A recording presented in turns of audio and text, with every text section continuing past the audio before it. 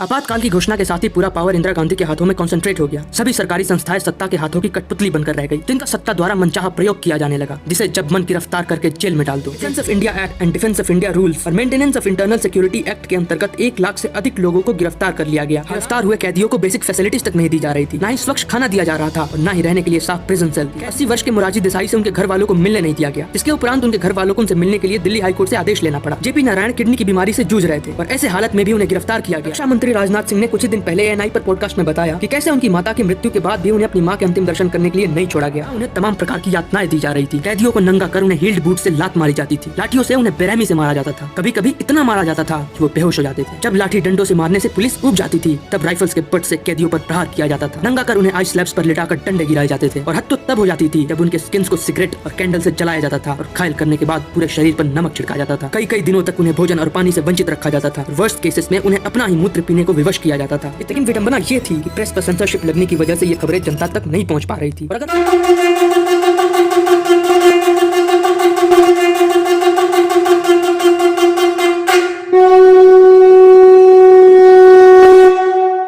सत्ता का नशा जब मनुष्य के सर पर चढ़ जाता है, तब मनुष्य नहीं रह जाता। अत्यधिक शक्ति मनुष्य को अंधा बना देती है। ऐसा व्यक्ति खुद को सर्वशक्तिमान मान बैठता है। सत्ता का लोभ उसे इस प्रकार स्वार्थी बना देता है कि उसे दूसरों के सुख दुख से कोई फर्क ही नहीं पड़ता। अपनी सत्ता और शक्ति को बरकरार रखने के लिए वह किसी भी हद तक गिरने को तत्पर हो जाता है। सत्ता में बने रहने के लिए मानवता का गला ही क्यों न घोटना पड़े, आम लोगों को कितना भी कष्ट क्यों न देना पड़े, ऐसा व्यक्ति जरा भी संकोच नहीं करता। इसी सत्ता के लोभ ने दुर्योधन और उसके अंधे पिता को और अंधा बना दिया था। सब कुछ समझते हुए भी धन और सत्ता के लालच में पड़कर दोनों मति भ्रष्ट हो गए थे। इस अंधेपन में वो ये भूल गए कि वो दूसरों का हक बलपूर्वक छीनने का प्रयत्न कर रहे थे। इस सत्ता के नशे ने उन्हें विध्वंस की ओर धकेल दिया। इतिहास इस बात का साक्ष्य है कि काल कोई भी हो, हर काल में दुनिया ने सत्ता के लोभियों का दमन होते देखा है। हर व्यक्ति के भीतर किसी न किसी प्रकार का लोभ अवश्य होता है, लेकिन यदि उसकी प्राप्ति के लिए मनुष्य अनैतिक रास्ते अपना लेता है,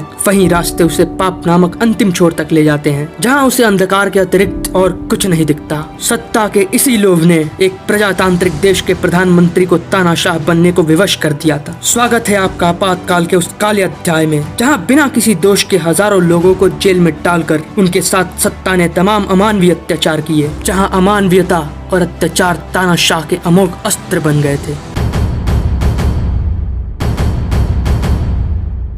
आपातकाल की घोषणा के साथ ही पूरा पावर इंदिरा गांधी के हाथों में कंसंट्रेट हो गया। सभी सरकारी संस्थाएं सत्ता के हाथों की कठपुतली बनकर रह गई, जिनका सत्ता द्वारा मनचाहा प्रयोग किया जाने लगा, जिसे जब मन गिरफ्तार करके जेल में डाल दो। देखते देखते पूरा विपक्ष और बड़े बड़े विपक्षी नेता सलाखों के पीछे थे। आरएसएस, जमाते इस्लामी और कई अन्य राजनीतिक दलों पर प्रतिबंध लगा दिया गया। आपातकाल का विरोध करने वाले कांग्रेस के ही नेता मोहन धारिया और चंद्रशेखर सत्ता के इस घातक प्रहार से बच नहीं सके। कुछ ही समय में अधिकतर जेल कैदियों से भरे पड़े थे। शांतिपूर्ण प्रदर्शन करना भी अवैध हो गया और इसके परिणाम स्वरूप हजारों प्रदर्शनकारियों को उनके अंजाम यानी जेलों तक पहुंचा दिया गया। भारत के सभी न्यायालयों को सत्ता द्वारा शक्तिहीन बना दिया गया। Defence of India Act and Defence of India Rules और Maintenance of Internal Security Act के अंतर्गत 1 लाख से अधिक लोगों को गिरफ्तार कर लिया गया। हालात ऐसे थे कि बिना चार्जेस बताए लोगों को गिरफ्तार किया जाने लगा और यहाँ तक कि इंसाफ के लिए कोर्ट्स तक पहुँचना असंभव बना दिया गया। कुछ राज्यों में कैदियों को उनके क्राइम और सोशल स्टेटस के आधार पर अलग अलग कैटेगरीज में डिवाइड किया गया, जैसे कि आंध्र प्रदेश में क्लास ए,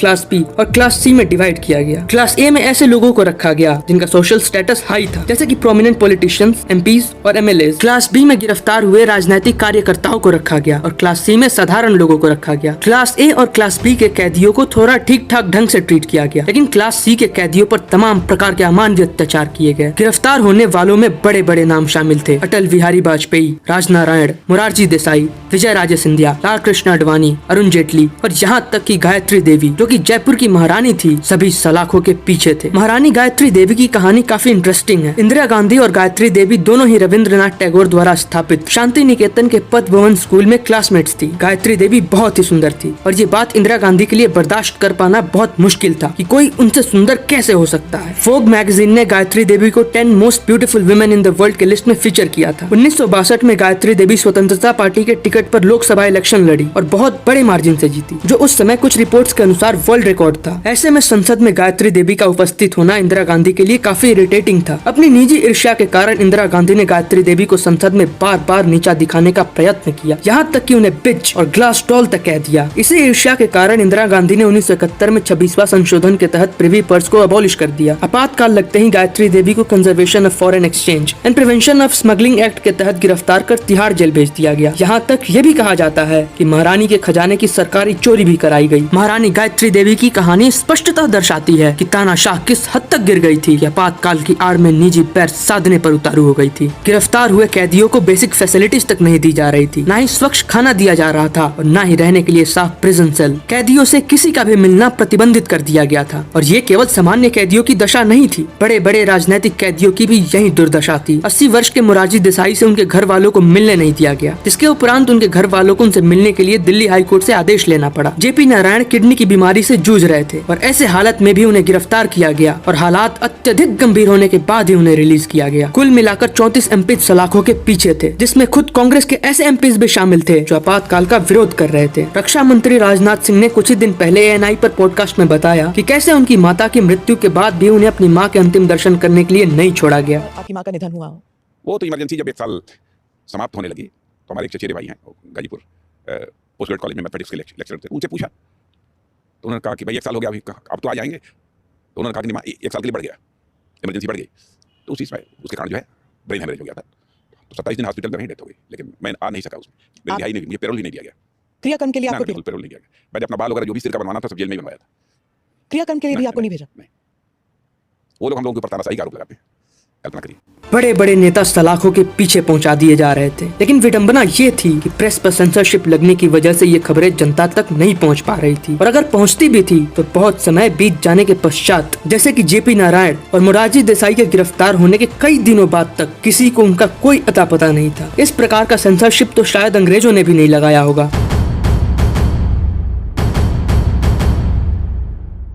अब तक हमने जिस पर चर्चा किया वो लोगों की गिरफ्तारियों से संबंधित था, लेकिन अब हम जिस पर चर्चा करेंगे वो आपको वास्तविक तानाशाह और तानाशाही के दर्शन कराएगा। वो आपको दिखाएगा कि सत्ता और तानाशाही का विरोध करने के लिए गिरफ्तार किए गए बेगुनाह जेलों में किस प्रकार अमानवीय ढंग से प्रताड़ित किए जा रहे थे, कैसे सत्ता स्पॉन्सर्ड पुलिस कैदियों पर कहर बरपा रही थी। आगे हम अधिक से अधिक घटनाओं पर चर्चा करेंगे जिनसे अधिकतर लोग अनभिज्ञ होंगे, ताकि आप ये समझ सके कि आपातकाल वास्तव में क्यों इतना भयावह था। 16 अगस्त 1976 के अपने संस्करण में टाइम मैगजीन ने universal declaration of human rights को कोट करते हुए लिखा, no one shall be subjected to torture और टू क्रूअल, इनह्यूमन और डिग्रेडिंग ट्रीटमेंट और पनिशमेंट। और साथ ही यह भी लिखा कि हत्या के बाद यातना व्यक्तिगत अधिकारों का सबसे गंभीर उल्लंघन है जो एक इंसान दूसरे इंसान को दे सकता है। वहीं जून 1976 में New York based international league of human rights ने आरोप लगाए कि भारतीय जेलर्स कैदियों पर तमाम प्रकार का अत्याचार कर रहे थे, उन्हें प्रताड़ित कर रहे थे और अमानवीय यातनाएं दे रहे थे। ये आरोप कहां तक सच है, चलिए उसे आगे देखते हैं। अलग अलग राज्यों में लोक संघर्ष समिति ने रिपोर्ट्स तैयार की है, जिनमें कैदियों के साथ होने वाली बर्बरता को डिटेल में कवर किया गया। इन रिपोर्ट्स के अनुसार पुलिस सत्ता के विरुद्ध प्रदर्शन करने वालों को बिना केस फाइल किए अवैध ढंग से गिरफ्तार कर जेलों में भर रही थी, जहां उन्हें तमाम प्रकार की यातनाएं दी जा रही थी। कैदियों को नंगा कर उन्हें हील्ड बूट से लात मारी जाती थी, लाठियों से उन्हें बेरहमी से मारा जाता था, कभी कभी इतना मारा जाता था कि वो बेहोश हो जाते थे। जब लाठी डंडों से मारने से पुलिस उब जाती थी, तब राइफल्स के बट से कैदियों पर प्रहार किया जाता था। नंगा कर उन्हें आइस स्लैब्स पर लिटाकर डंडे गिराए जाते थे, और हद तो तब हो जाती थी जब उनके स्किन्स को सिगरेट और कैंडल से जलाया जाता था और घायल करने के बाद पूरे शरीर पर नमक छिड़का जाता था। कई कई दिनों तक उन्हें भोजन और पानी से वंचित रखा जाता था। वर्स्ट केसेस में उन्हें अपना ही मूत्र पीने को विवश किया जाता था। इतना करने के बाद कैदियों के हाथ पीछे में रस्सी से बांधकर उन्हें उसी रस्सी के माध्यम से सीलिंग से लटका दिया जाता था। इस ट्रीटमेंट को एरोप्लेन कहा जाता था और ये बेहद दर्दनाक होता था। एरोप्लेन पुलिस का फेवरेट पनिशमेंट बन गया था, जहाँ कैदियों को उसी अवस्था में घंटों लटका छोड़ दिया जाता था। लोक संघर्ष समिति द्वारा हर राज्य में होने वाली इस अमानवीय क्रूरता के रिपोर्ट्स तैयार किए गए, जिसे अगर हम पूरा डिस्कस करने लगे तो वीडियो काफी लंबी हो जाएगी। इसलिए हम कुछ गिने चुने केसेस पर ही चर्चा करेंगे, और यदि आप डिटेल में सभी केसेस पढ़ना चाहते हैं, उन आर्टिकल्स के लिंक डिस्क्रिप्शन में दिए गए हैं। 7 अक्टूबर 1975 को करीमनगर जिले के गोदावरी खानी से पुलिस ने 7 लोगों को पोस्टर्स लगाने के लिए गिरफ्तार किया। पुलिस स्टेशन ले जाकर उन्हें बुरी तरह पीटा गया और उनके शरीर को मोमबत्तियों से जलाया गया। बर्न्स इतने सीरियस हो गए थे कि उन्हें उन्हें हॉस्पिटलाइज करना पड़ा। 8 दिसंबर 1975 को नालगोंडा में 33 लोगों को गिरफ्तार कर उन्हें 15 दिनों तक कस्टडी में टॉर्चर किया जाता रहा, जिसमें 12 साल के एक बच्चे को मार मार कर बेहोश कर दिया गया।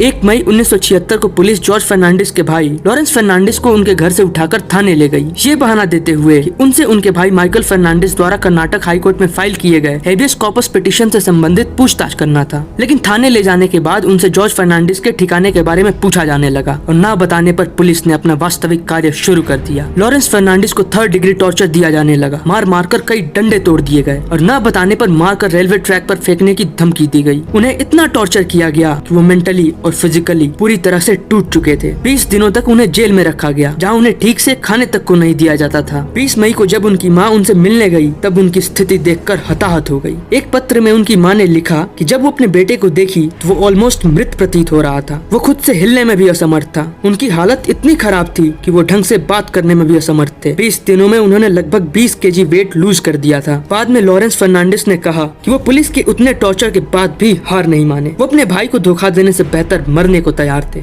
एमपी के देवास में जब कैदियों ने अपने कपड़े उतारने से इनकार किए तो जबरदस्ती उनके अंडरगारमेंट्स तक फाड़ दिए गए। रीवा जेल इतनी अनहाइजीनिक कंडीशन में था कि जेल मच्छरों और कीड़े मकोड़ों से भरा पड़ा था। गंदा पानी पीने की वजह से कई कैदियों को डायरिया हो गया था। इसकी सूचना जब कलेक्टर को दी गई, तब कलेक्टर ने समाधान करने की बजाय उल्टा कैदियों पर लाठीचार्ज करा दिया। जोधपुर में प्रदर्शनकारियों को प्लैक कार्ड्स के साथ मार्च कराया गया, जिन पर लिखा था वी आर ट्रेटर्स, यानी हम देशद्रोही हैं। दिल्ली यूनिवर्सिटी के यूनियन सेक्रेटरी हेमंत कुमार बिश्नोई को गिरफ्तार कर उन्हें बुरी तरह पीटा गया। उनके स्किन को मोमबत्तियों से जलाया गया और उनके नाक और रेक्टम में चिली पाउडर डाला गया और ये सब बिना केस रजिस्टर किए अंजाम दिया गया। 23 नवंबर 1975 को अंबाला से 5 प्रदर्शनकारियों को गिरफ्तार किया गया, जिसमें जयप्रकाश नाम के एक शिक्षक भी थे। नवंबर के आखिरी तक ठंड काफी बढ़ गई होती है और तापमान काफी नीचे रहता है। ऐसे में 29 नवंबर को जयप्रकाश को नंगा कर सड़क पर खड़ा कर उनके ऊपर ठंडा पानी फेंका गया। उसके पश्चात उनके चेहरे पर कालिख पोत कर पूरे शहर का परेड कराया गया, जिस दौरान पुलिस उन पर थूकती रही और डंडे मारती रही। निर्दोष आम जनता पर सत्ता के अत्याचार के ऐसे हजारों केसेस हैं। उन सभी पर चर्चा कर पाना असंभव होगा, लेकिन हमने कुछ केसेस पर चर्चा करने का प्रयत्न किया, जिससे आप ये अच्छे से समझ सके कि आपातकाल के दौरान जनता पर तानाशाह ने किस प्रकार अत्याचार किया था। यदि हम चाहते तो आपातकाल पर 10 से 15 मिनट का वीडियो बनाकर ऊपर से मुख्य घटनाओं को कवर कर सकते थे, लेकिन ऐसा करने के बजाय हमने आपातकाल पर गहराई से बहुत सारे माइन्यूट डिटेल्स को कवर करने का प्रयास किया, जिससे कुछ लोगों और दलों को वास्तविक तानाशाह का मतलब बताया जा सके। हवाबाजी कर जनता को गुमराह करने वाले कुछ न्यूट्रल लोग बिना तथ्यों को गहराई से जाने